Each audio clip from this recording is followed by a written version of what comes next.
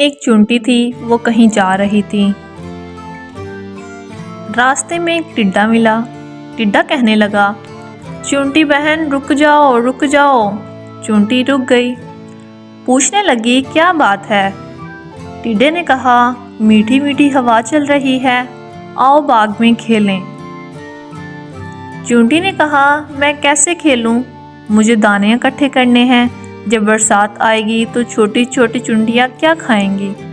मुझे घर भी ठीक करना है, बरसात के पानी से घर टूट सकता है। टिड्डे ने कहा, हम तो खेलते हैं जी। एक दिन बादल आ गए, बारिश होने लगी। टिड्डा भीगता हुआ आया।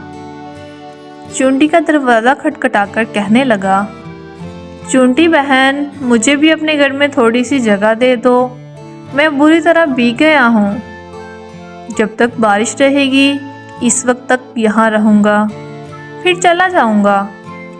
चूंटी बोली, भाई टिड्डे, तुमने सारा साल काम नहीं किया, तुमने अपना घर नहीं बनाया, मुश्किल वक्त के लिए कुछ अनाज भी जमा करके नहीं रखा।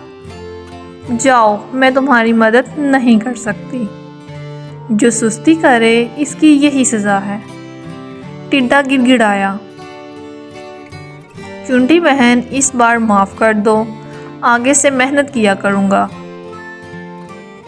चूंटी ने टिड्डे को चावल के कुछ दाने दिए।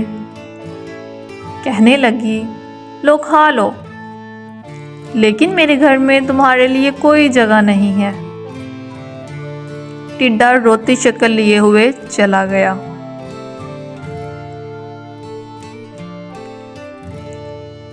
प्यारे बच्चों, इस कहानी से हमें ये सीख मिलती है कि मेहनत और इस्तकामत से बना हुआ घर हमेशा किसी भी मुश्किलात का सामना करने के लिए मददगार साबित हो सकता है।